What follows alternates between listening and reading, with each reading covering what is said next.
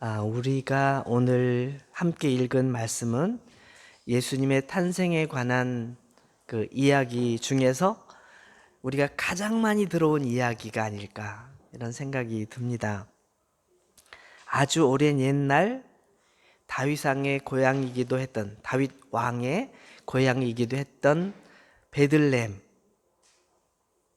베들레헴에서 예수님께서 탄생하시고 그 탄생하실 즈음에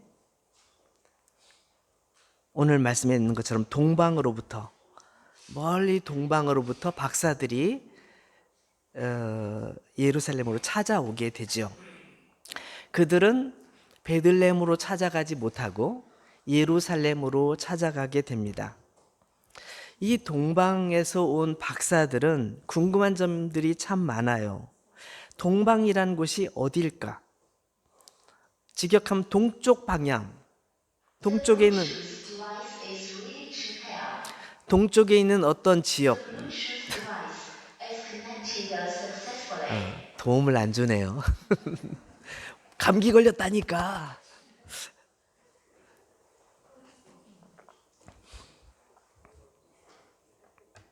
동방은 어디를 가리킬까? 또 우리 성경에 박사라고 되어 있는데 이 박사들은 어떤 박사일까? 도대체 이 사람들은 어떤 사람들일까? 사실 굉장히 궁금합니다. 많은 신학자들과 또 역사학자들이 이 동방을 해석할 때 이스라엘의 동쪽 어디일까 추정하면서 일반적으로 페르시아 또는 사우디아라비아 이쪽 지역을 생각합니다. 과거에 이스라엘 민족이 유대 민족이 바벨론 포로로 끌려가서 바벨론이라는 나라로 끌려가게 되잖아요.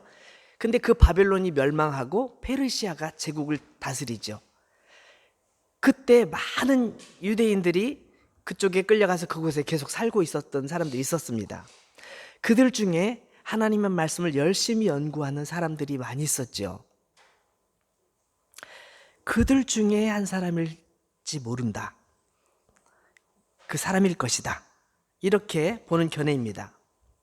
이 박사라는 용어는 우리 프랑스어 성경에서도 마술사, 요술사, 약간 이런 표현으로 해석할 수 있는 그런 단어를 사용하고 있는데 마술사로 번역하기도 하고 어떤 곳에서는 지혜로운 사람, 현자, 지혜로운 사람으로 번역하기도 합니다. 그래서 도대체 이 사람들은 어떤 사람들일까? 별을 보고 뭔가를 예측하는 것을 보면 예전에는 점성술이 굉장히 발달되어 있었죠. 그래서 하늘의 별을 보면서 나라의 국운을 평가한다든지 또 어떤 사람의 건강을 예측한다든지 그런 일들이 예전에는 과학처럼 여겼을 때가 있었습니다. 그래서 별을 잘 연구하는 사람들은 과학자라고 보기도 하고 또 굉장히 학식 있는 사람으로 보기도 했었습니다. 그래서 그런 천문학자, 과학자, 별을 연구하는 점성술사 이런 사람들 이렇게 보기도 하고 또 어떤 경우는 이 동쪽에서 어떤 나라를 다스리는 왕이 찾아온 것이다. 왕일 것이다. 이렇게 보기도 합니다. 그래서 기독교 역사상에 이런 내용들이 논란들이 되게 많았습니다. 또 한 가지 궁금한 것은 동방 박사는 그럼 몇 명이 왔을까? 황금과 유향과 몰약을 가지고 왔으니까 3명이 왔겠지. 이렇게 믿는 사람도 있습니다. 그러나 3명이 아니라고 주장하는 사람도 많이 있습니다.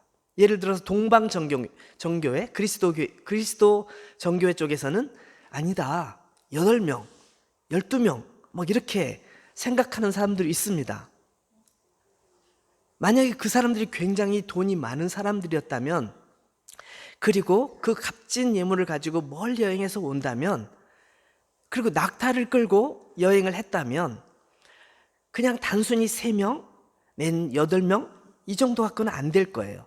굉장히 부유한 사람들은 과거에 하인들을 최소한 한두 명씩은 데리고 다녔기 때문에 수행원으로, 그렇기 때문에 최소한 한 사람이 온다 해도 3명 이상은 왔을 수 있어요.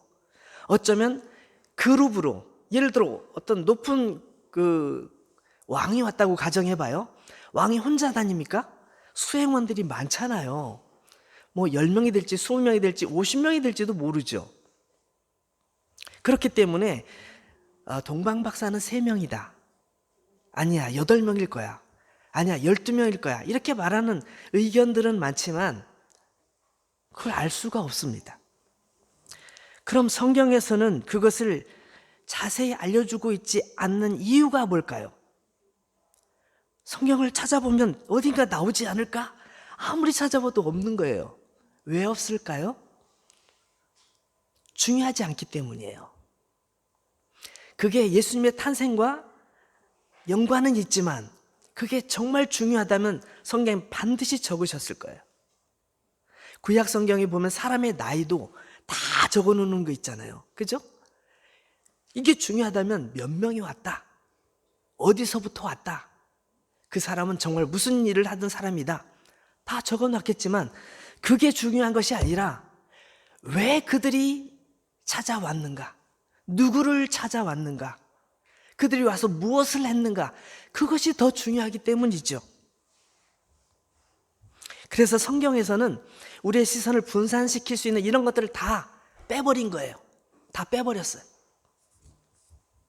성경에서 말씀하고 있는 요점은 예수님께서 태어나실 때 세상 사람들은 다 알지 못하고 그분에 대한 생각도 못하고 있었지만 아주 극히 적은 몇몇의 사람들은 예수님의 탄생을 알아차렸고 그냥 가만히 있을 수 없어서 그 예수님께 경배하기 위해서 먼 길을 여행해서 많은 경비와 많은 시간을 들여서 예수님께 경배하러 와서 예수님을 경배했다. 그것이죠. 자, 1절부터 한번 집중해서 한번 보겠습니다. 1절 말씀 보면 헤롯 왕 때에 예수께서 유대 베들레헴에서 나심에 동방으로부터 박사들이 예루살렘에 이르러 말하되, 아주 쿨하죠. 더 소개가 없어요. 2절 유대인의 왕으로 나신 이가 어디 계시냐, 우리가 동방에서 그의 별을 보고 그에게 경배하러 왔노라 하니, 3절 헤롯 왕과 온 예루살렘이 듣고 소동한지라. 동방에서부터 온 박사들은 유대인의 왕으로 태어나신 그분을 찾아서 그분에게 경배하기 위해서 왔다라고 자기들의 온 목적을 분명하게 밝히고 있습니다.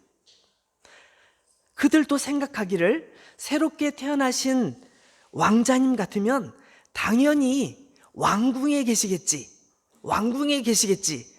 생각하고 예루살렘으로 찾아간 거죠.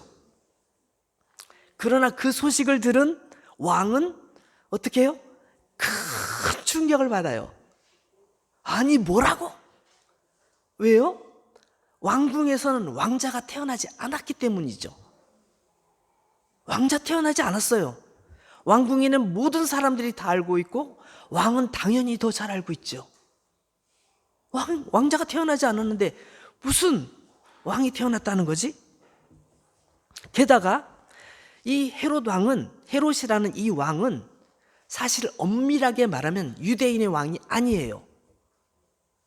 유대인의 혈통을 따라서 왕이 돼야 되는 게 정상인데 이 사람은 유대인의 왕이 아니에요. 에서의 후손, 그리고 이두메라는 지역, 이방인 지역에서 태어난 사람이 이방인이에요. 이방인, 유대인이 아니에요. 근데 로마 황제에게 돈을 잔뜩 갖다 주고 뇌물을 주고 왕의 자리를 거의 돈 주고 산 거나 마찬가지예요. 그러니까 그렇게 왕이 되다 보니까 유대인들이 좋아할까요? 안 좋아할까요? 안 좋아하죠. 그러니까 유대인들에게 좀 점수를 얻기 위해서 무슨 일을 하냐면 성전을 아주 근사하게 지어놔요. 그걸 헤롯 성전이라고 말하죠. 성전을 근사하게, 돈을 어마어마하게 들여서 성전을 지어요. 그래서 사람들이 조금 마음이 돌릴 듯 말 듯 그러는 거죠. 그래도 이 헤롯 왕은 불안한 거예요. 그래서 이러다가 혹시 누군가가 내 왕위를 빼앗으면 어떡하지? 유대인 중에 누군가가 나타나서 내가 왕이다 그러면 어떡하지? 그래가지고 항상 긴장하고 있는 거예요. 그래가지고 유대인 출신, 아내가 유대인 출신이었는데 아내와 아들들을 죽이기까지 했대요. 혹시 나를 죽이고 내 아들을 왕으로 삼으면 어떡하지? 이런 생각 때문에. 그만큼 의심이 많았던, 불안해했던 사람이기 때문에 왕이 태어났다고 말하는 건 정말 미칠 일이죠. 충격적인 일이었던 거예요. 유대인의 왕이 나셨다. 얼마나 놀라워요. 그래서 그 소식을 듣자마자 큰 충격에 빠지죠. 왕이 충격에 빠져서 당황해하고 있으면 신하들이 어떻게 해요? 왕궁이 어떻게 돼요? 왕궁이 다 당황하고 다 난리가 난 거죠. 예루살렘 성에 그 소문이 퍼지니까 성 안이 들썩들썩 하는 거예요. 도대체 이게 무슨 일이야? 야단이 났어요. 이 동방박사들은 그런 생각도 못하고 온 거죠. 당연히 왕은 여기서 태어날 거야. 왕자님이 계시겠지 하고 온 거였던 거죠. 왕은 즉시로 유대인의 역사, 유대인의 신앙에 대해서 전문가들을 소집합니다. 그 당시에 대제사장 그리고 서기관들을 소집해서 비상대책회의를 하는 거죠.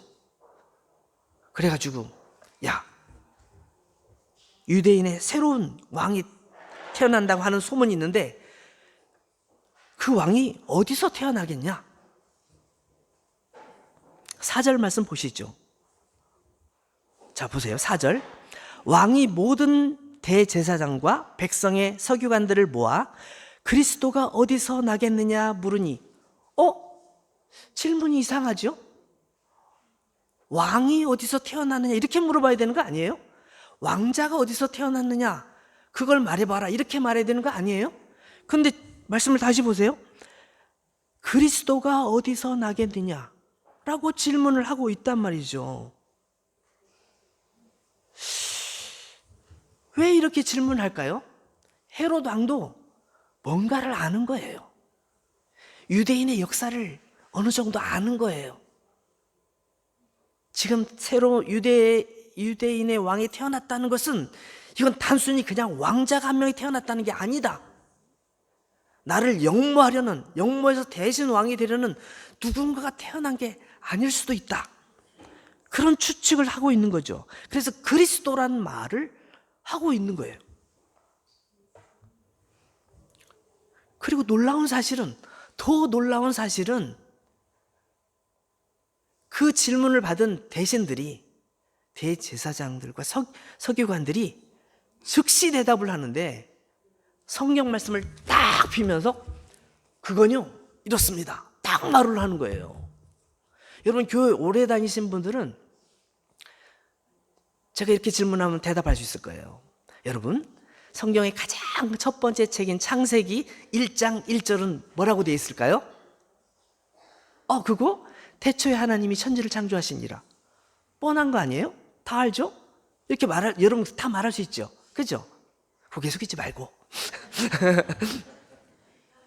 그럼 마태복음 1장 1절은 뭐? 신약 성경의 제일 처음 아브라함과 다윗의 자손 예수 그리스도의 계보라. 여러분 쫙 기억하시죠? 우리는 그렇게 말할 수 있단 말이에요.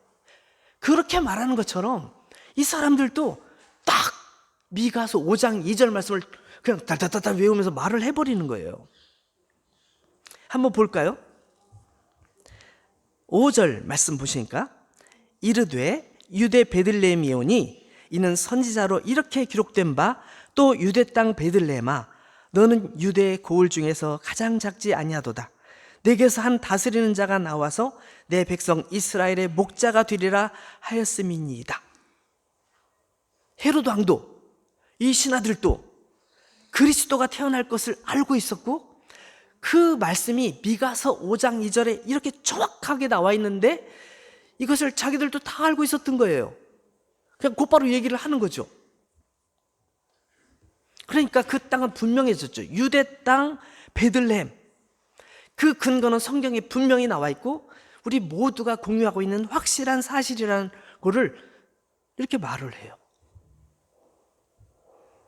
헤롯 왕은 어떻게 했을까요? 헤롯 왕은 친절하게 그 동방에서 온 박사들을 초대합니다. 물론 성경에 초대했단 말은 안 나오지만 제가 상상해 볼 때 그냥 불러서 말하지는 않았을 것 같아요. 분위기상. 제 추측입니다.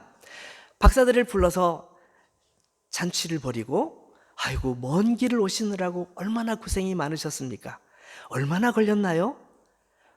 몇 분이나 오셨나요? 참 수고 많으셨습니다. 저도 새롭게 태어나신 그 왕에 대해서 참 궁금한 게 많네요. 우리 대신들과 제가 회의를 해보니, 비상대책회의를 해보니 유대 땅 베들레헴이라고 말을 합니다. 유대 땅 베들레헴에 가셔서 그 왕을 경배하시거든 그 장소가 어딘지, 어떤 집인지를 저에게 꼭 알려주세요. 저도 가서 경배하고 싶어요.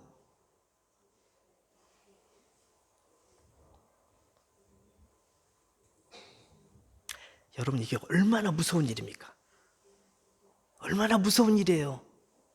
여러분, 정말 마음속에 경배할 마음이 있었다면 대신들을 불러라, 병력을 불러라, 그 다음에 그 후속 마차를 불러라, 이분들을 모시고 거기 우리 같이 가자. 같이 가서 나도 경배를 드리고 이분들도 경배할 수 있도록 하고 그렇게 하자. 우리에게 구주가 나셨다. 이렇게 말하는 게 정상 아닐까요? 근데 저희가 유대 땅 베들레헴이라는 거 알게 됐으니까 거기 가보세요. 어떻게 보면 푸대접입니다. 푸대접이에요. 여러분, 만약에 구약 성경에 다윗 왕이었다면 그렇게 안 했을 거예요. 여러분, 시편 5편을 한번 찾아볼까요? 시편 5편에 보면, 물론 시편에 보면 또 구약 성경에 보면 다윗의 고백들이 정말 너무너무 많이 나와 있지만 제가 한 곳을 찾아서 보는 거예요. 시편 5편 1절부터 한번 보겠습니다. 다윗은 하나님께 어떻게 생각했는지 나와 있어요. 여호와여, 나의 말에 귀를 기울이사 나의 심정을 헤아려 주소서. 여기 제목이 보니까 다윗의 시라는 제목이 분명히 붙어 있어요. 다윗이 그러니까 하나님께 드린 찬양이란 뜻이에요. 여호와여, 나의 말에 귀를 기울이사 나의 심정을 헤아려 주소서. 나의 왕, 나의 하나님이여, 내가 부르짖는 소리를 들으소서. 내가 주께 기도하나이다. 여호와여, 아침에 주께서 나의 소리를 들으시리니 아침에 내가 주께 기도하고 바라리이다. 이 기도의 내용은, 이 찬양의 내용은 다윗이 굉장히 힘들 때 하나님 나를 도와주세요, 나를 도와주세요 그렇게 기도할 때 한 내용인데, 그의 마음속에서는 하나님은 나의 왕인 거예요. 내가 이스라엘의 왕이야. 다윗은 다른 왕처럼 그렇게 말하지 않았어요. 내가 이 사람들의 왕이긴 하지만 나는 하나님의 종입니다. 하나님만이 나의 왕이십니다. 주님만이 나의 왕이십니다. 나는 영원히 당신을 나의 왕으로 섬기겠습니다. 나는 부족하오니 나를 도와주세요. 이게 다윗의 모습이었거든요. 여러분, 헤롯 왕이 만약에 다윗과 같은 심정으로 진심으로 대했다면, 와, 하나님께서 우리에게 구주 그리스도를 보내주셨구나, 제일 먼저 가서 경배를 해야 되겠죠. 그렇지만 헤롯은 그럴 생각이 전혀 없었어요. 새로 태어나신 예수님께 경배를 드리기는커녕 그 정확한 장소, 정확한 집을 파악한 다음에 죽이려고 했어요. 죽이려고. 우리 마태복음 2장 16절에 한번 보세요. 16절을 찾아보면, 여러분이 가지고 있는 성경책으로 한번 보시죠. 이렇게 나와 있습니다. 이에 헤롯이 박사들에게 속은 줄 알고 심히 노하여 사람을 보내어 베들레헴과 그 모든 지경 안에 있는 산의 아이를 박사들에게 자세히 알아본 그때를 기준하여 2살부터 그 아래로 다 죽였다. 다 죽여버렸어요. 그 한 명을 죽이기 위해서 어딘지 모르잖아요. 만약에 관심 있었으면 정말 같이 갔을 건데 같이 안 갔으니 어디 있는지 모를 거 아니에요? 그러니까 싹 다 죽여버려. 잔인하게 명령을 내립니다. 싹 다 죽여버려요. 수많은 아이들이, 불쌍한 아이들이 죽었어요. 아무 죄 없이.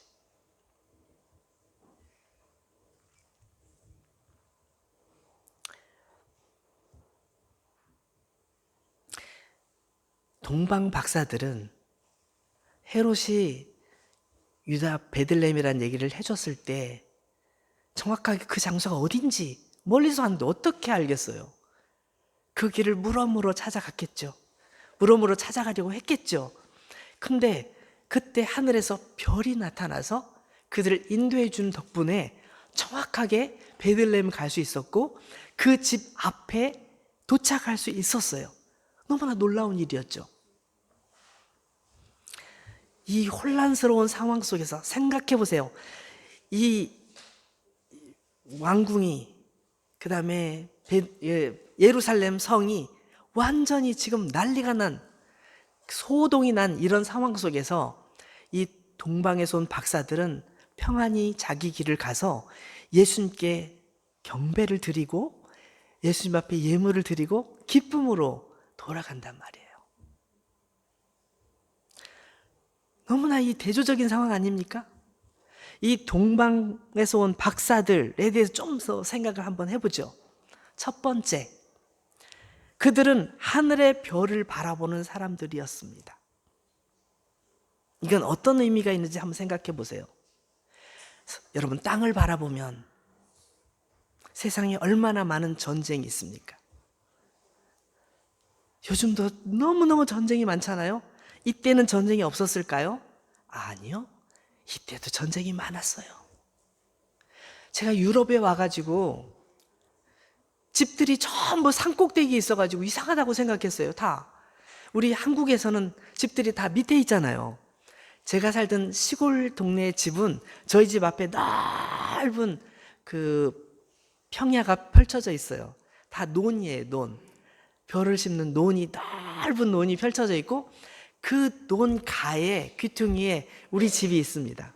우리 집뿐만 아니라 우리 동네 집들이 다 이렇게 그 평야 주변에 이렇게 흩어져 있어요. 다 낮은 곳에 있습니다. 높은 곳에 집 하나도 없어요. 한국은 특수한 상황이 아니고는 가능하면 낮은 곳에 이렇게 집을 짓는 경향이 많아요. 근데 여기 왔더니 다 높은 곳에 집들이 있더라고요. 저 꼭대기까지 차가 어떻게 올라가지 하는 높은 곳까지 집이 있어요. 그래서 물어봤어요. 왜 집들이 다 높은 곳에 많이 있을까요? 이 유럽엔 옛날에 전쟁이 너무너무 많아서 사람들이 안전한 곳 찾다 보니 자꾸 높은 곳으로 올라가서 높은 곳에 집들이 많다고 누가 얘기를 해주더라고요. 이 당시에도 이 땅에 시끄러운 전쟁들이, 좋지 않은 소식들이 너무너무 많았어요. 사고나 뭐 힘든 것들이 많았어요. 이 땅을 바라보면 캄캄한 밤 같아요. 여러분, 캄캄한 밤에 밖에 나가면 아무것도 안 보이잖아요? 그죠? 아무것도 안 보이죠? 근데 이 사람들은 캄캄한 밤에 아무것도 안 보이지만 별을 보는 사람들이었어요. 세상이 캄캄하고 답답하고 암울하고 두렵고 이런 상황에 세상 너무너무 두렵고 불안해. 이렇게 세상 보고 있는 것이 아니라 이 세상을 보지 않고 하늘을 바라봤다는 거예요. 하늘에 있는 별을 바라봤다는 거예요. 이건 좀 약간 신앙적으로 볼 때 영혼을 사모하는, 높은 곳을 바라보는, 높은 곳에 계신 그분을 바라보는 그런 의미도 담고 있어요. 이 땅이 복잡하고 막 정신없는 이런 일들, 마음 아프게 하는 일, 힘들게 하는 일에 막 매여서 사는 것이 아니라 이 땅의 일을 내려놓고 이 모든 것이 있고 시끄러움에도 불구하고 내려놓고 위에 계신 하나님을 바라보고 위에 계신 영원하신 분을 바라보는 그런 태도. 어떤 사람들은 세상을 살아가는 일에 매여서 하늘을 볼 겨를이 없습니다. 오락을 즐기느라고, 유튜브를 보느라고, 돈을 버느라고, 자녀 양육하느라고 모든 정신을 다 빼앗기며 지냅니다. 자신의 꿈을 이루기 위해서 몰두하기도 합니다. 그래서 세상은 너무 힘들어. 세상은 너무 힘들어. 너무 고통스러워. 하늘을 보지 못하고 땅만 봐요. 제가 저 아흐레 갔더니 아흐레 옛날 어떤 화가는 하늘에 빛나는 별을 보면서 그림을 그렸더라고요. 별이 총총 빛나는 밤. 별의 아름다움을 보면서 하늘의 영광을 노래한 그런 화가가 있더라고요. 누구죠? 거. 어떻게 똑같은 세상을 살면서 어떤 사람은 하늘에 빛나는 별을 보고 아름다움을 느끼고 어떤 사람은 땅에서 이것을 붙잡고 늘 스트레스 받고 힘들어하고 괴로워하고 죽고 싶어하고 그러냐고요. 동방 박사들이 밤하늘의 별을 보았다는 것은 땅에서 벌어지는 수많은 일들에 매이는 것이 아니라 세상을 주관하시고 다스리시는 하나님의 나라에 대한 관심을 의미하고 있다고 해석할 수 있습니다. 육체는 땅에 위에 살지만 온 우주를 통치하시는 하나님의 뜻을 물으며 하나님의 나라를 찾는 사람들이었다는 것이죠.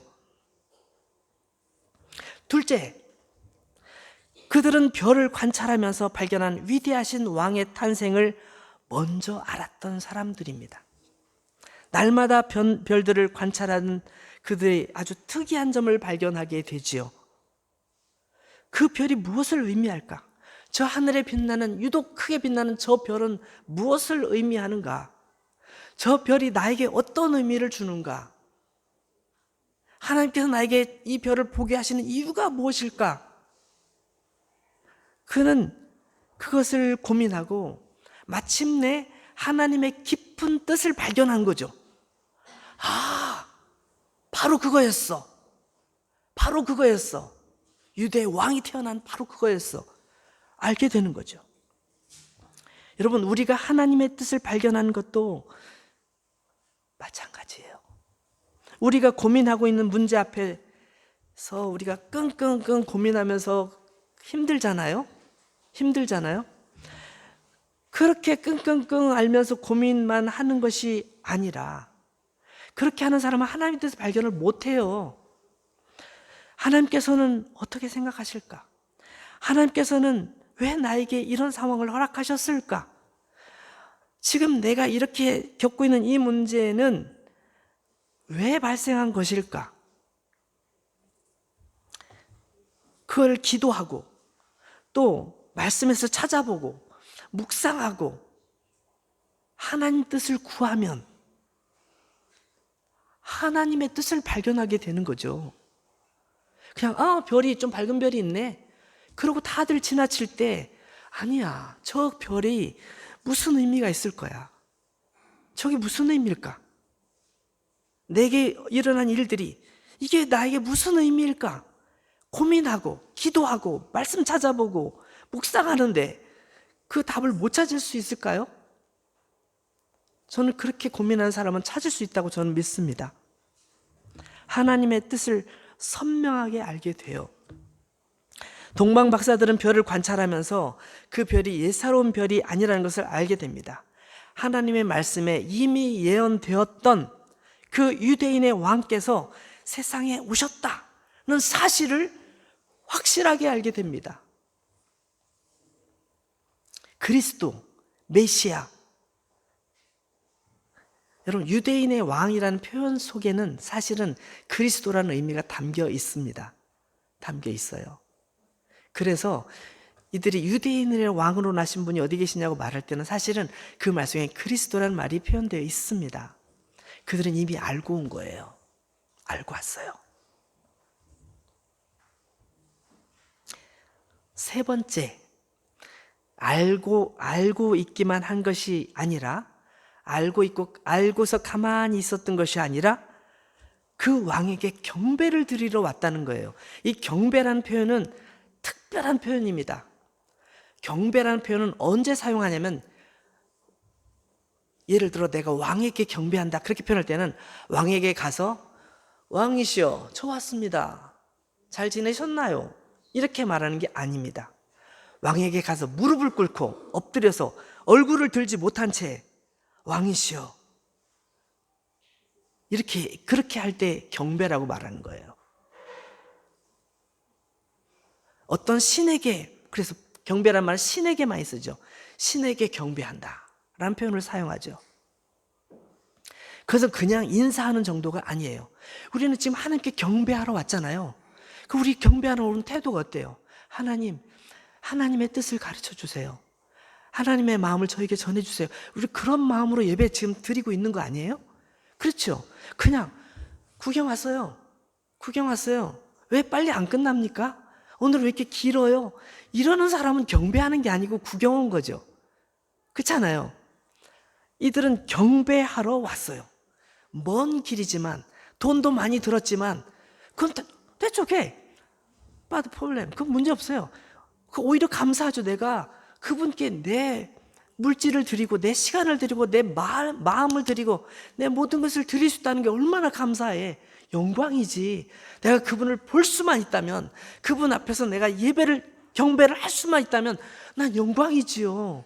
내가 가지고 있는 거 다 드려도 좋아. 다 드려도 이런 마음으로 오게 되는 것이죠. 여러분, 황금과 유향과 모략 세 가지가 있는데, 황금은 어떤 것을 뜻하냐면 왕. 왜냐하면 당시에 최고의 능력을 가진, 최고의 권력과 권위를 가진 사람이 가질 수 있는 게 황금이었어요. 여러분 잘 아시지만 우리 박물관에 가서 그림을 구경할 때 그림 뒤에다가 황금을 칠할 때 금이 반짝반짝 빛나잖아요. 그건 보통 하나님을 표시할 때나 왕을 표시할 때 외에는 옛날에 못 쓰게 되어 있었어요. 왕에게만, 하나님께만, 어떤 신에게만 황금을 썼어요. 그 존귀와 영광을 올려드리기 위해서 황금을 사용했어요. 그래서 동방 박사들이 가져온 황금은 그런 의미가 있습니다. 최고의 권위와 권력을 가진 왕이십니다 라는 고백을 하는 거죠. 유향은 구약시대 때 제사장들이 하나님께 예배를 드릴 때 쓰는 필수품입니다. 유향이 없이는 안 돼요. 그러니까 이거는 예수님께서 왕이실 뿐만 아니라 하나님 앞에 온전한 제사를 드리는 제사장이심을 의미하는 것이기도 합니다. 세 번째, 몰약이라는 귀한 예물을 가져왔는데, 이건 어떻게 보면 쉽게 보면 향수예요. 향수인데 그냥 향수가 아니라 사람이 세상을 떠났을 때 그의 몸에 발라주는 향수예요. 그러니까 장례식에서 많이 사용하는 굉장히 비싼 향수였어요. 그렇기 때문에 이 향수는 평범할 때 사용하는 것이 아니라 장례식에, 왕이나 파라오의 장례식에 사용하는 그런 향수였기 때문에 이건 보통 향수가 아닌 거죠. 그래서 이 태어나신 아기 이 유대인의 왕 예수님은 정말 존귀한 죽음을 맞으실 거고, 그 죽음이 나와 너무나 연관이 있어서 내가 그 죽으심을 잊으면 안 되는, 절대 안 되는 정말 중요한 사건이라는 사실을 이 예물 속에 고백하고 있는 거예요. 그래서 우리가 이젠 다 알잖아요. 예수님께서 십자가에서 죽으셨는데 왜? 나를 위해서, 내 죄를 용서하시기 위해서 대신 내 벌값으로 대신 죽으셨잖아요. 그 죽으신 것에 대해서 동방 박사들은 그걸 기억하고 그것을 느끼고, 정확하게는 몰랐을 수도 있지만 그걸 느끼면서 우리를 위해 죽으실 구주, 그걸 기억하면서 이 예물을 준비해 왔던 거죠.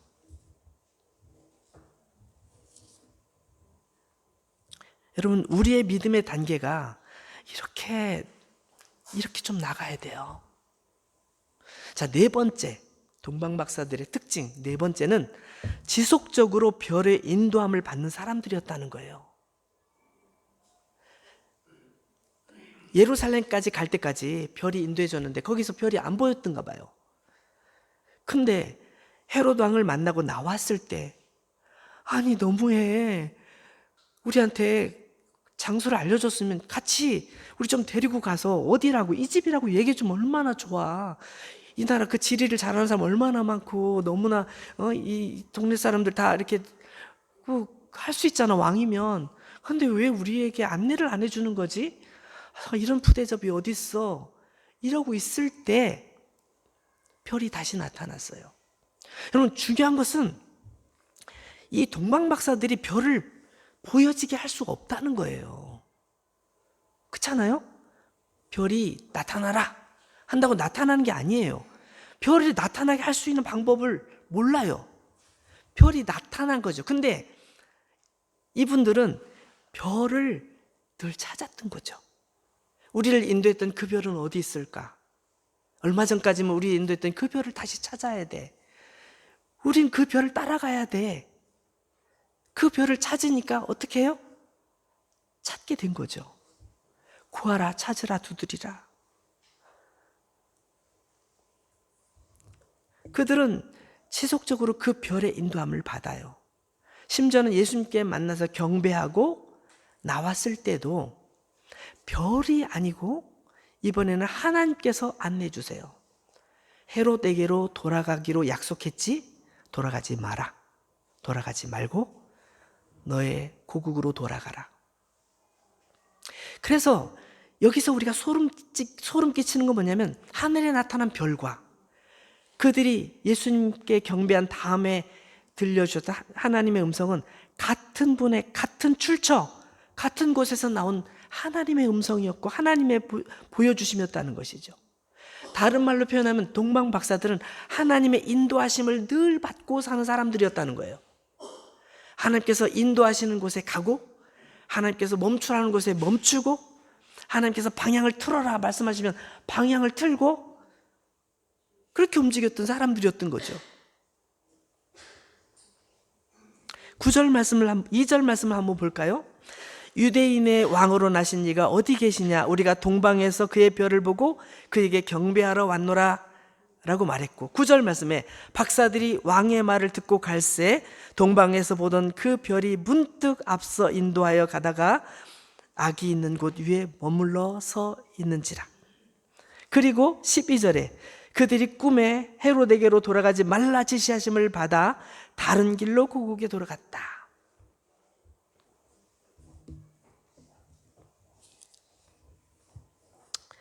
사랑하는 여러분, 그들이 바라보았던 별은 어떤 별일까요? 그들이 바라봤던 별은 하나님의 인도하심이라는 거예요. 하나님의 인도하심. 그게 그들의 눈에 특별한 방법으로 눈으로 보여졌죠. 그래서 세 번째 우리 읽은 말씀에는 눈으로 보여지진 않았지만 꿈속에서 깨달았던 것 같아요. 어쨌든 중요한 건 세 가지 다 하나님의 인도하심을 느끼고 그 인도하심을 따라 사는 사람들이었다는 게 분명합니다. 그렇죠? 사랑하는 여러분, 오늘날 우리는 누구를 따라가고 있습니까? 예수님께서는 말씀하셨어요. 내가 너희를 떠나가지만 걱정하지 마.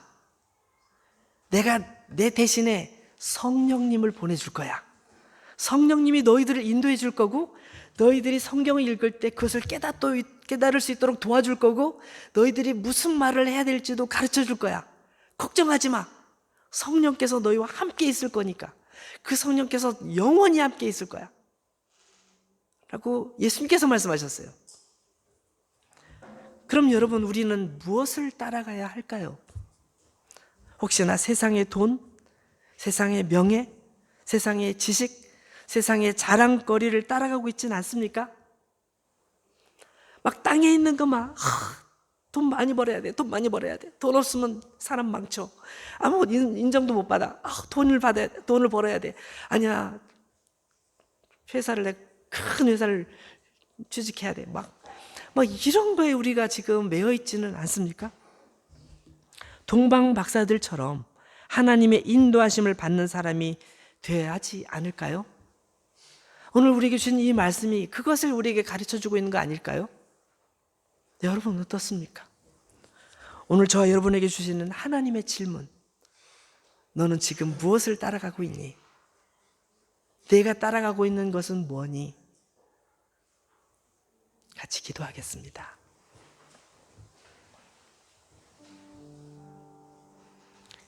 오늘 말씀 생각하면서 기도하겠습니다. 각자의 목소리로 조용히 주님 앞에 질문하고 또 고백하고 또 회개하고 또 다짐하는 시간이 되었으면 좋겠습니다. 하나님 아버지 감사합니다. 오늘 우리에게 주신 말씀이